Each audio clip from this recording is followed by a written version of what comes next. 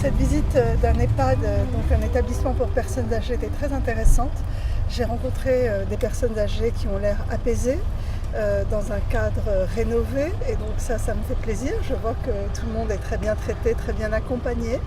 Et puis surtout, j'ai rencontré des équipes extrêmement engagées et surtout qui ont plein de projets pour l'avenir, pas seulement pour les EHPAD, mais pour accompagner les gens au domicile, pour faire l'EHPAD à domicile, pour entourer les personnes âgées qui ne sont pas encore dépendantes, mais pour qu'elles aient accès aux meilleurs soins, avec notamment une équipe, ce qu'on appelle Maya, de coordination des soins autour de la personne âgée, une association qui lutte contre la maladie d'Alzheimer et qui a plein de projets également de maisons de répit pour les personnes atteintes d'Alzheimer, et des gériatres très engagés également à la coordination des soins, à la meilleure prise en charge.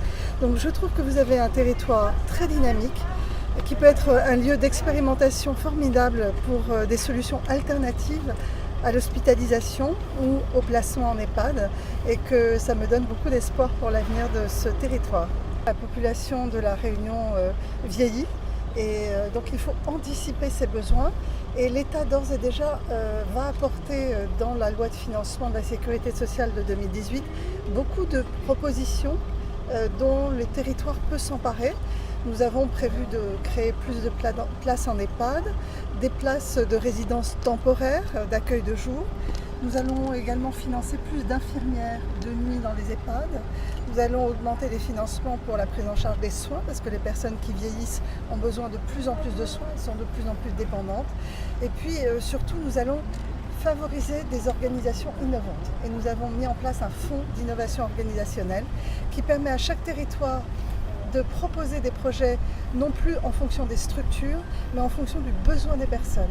Et donc ce financement innovant, il va pouvoir financer des parcours qui décloisonnent le secteur social, médico-social, l'hôpital, et qui permettent à tous ces acteurs de travailler ensemble pour le bien-être des personnes. Nous proposons un cadre général d'expérimentation pour les 5 ans à venir, avec des dérogations réglementaires qui permettront aux acteurs de travailler ensemble. Et pour la première année, 30 millions d'euros seront dégagés à ce fonds d'innovation organisationnelle. Et bien entendu, il va s'étendre sur les 5 ans à venir. 30 millions pour La Réunion? Non, 30 millions pour l'ensemble des projets innovants. Pour La Réunion, nous avons déjà dégagé un gros budget pour le CHU. Et dans ce fonds d'innovation, tous les projets innovants pourront être présentés à l'ARS et financés à hauteur des besoins et à hauteur aussi de l'intérêt, puisque ces projets visent à être déployés s'ils sont innovants et donc doivent être évalués. Et mon objectif, c'est que toute l'innovation qui vient du terrain puisse progressivement être déployée sur tout le territoire national.